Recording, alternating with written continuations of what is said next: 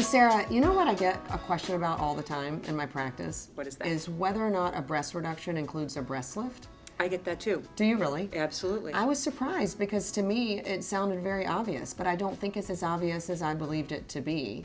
I would not want to make a smaller low breast. I want to make a smaller high breast. The fact that you're going to make something smaller, it gets smaller in all the dimensions. And that means it has to go up because the biggest dimension is its length.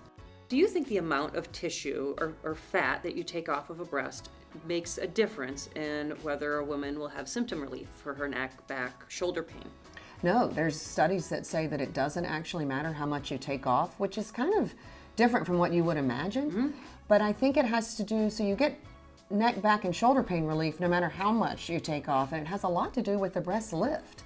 Because I think in the same way that when I carry my kids like way out away from my body, it's so heavy, and if I carry them up next to me, it's a lot easier. I think it has to do with the distance from your shoulders. So that breast lift that we talk about that's part of breast reduction, I think is actually a huge part of getting rid of some of that neck, back, and shoulder pain.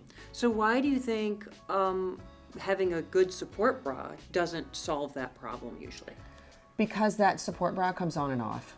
And I think that bra itself is uncomfortable, and that bra is creating shoulder grooving and other things. Like what we're doing is essentially creating a bra on the inside, plus we are taking away tissue. And we're taking away tissue. The other thing I am amazed about is that patients don't realize that their areola, the pigmented part around the nipple, is going to get smaller when we do breast lifts and breast reductions. When I'm consulting with patients or telling them how the breast reduction is going to go, how I make my incisions, where they're going to be, and I'm describing the incision, I'm always showing a smaller circle with my hands, and they say, is my nipple going to get smaller? And I say, yes, it is, and they're pretty excited about that.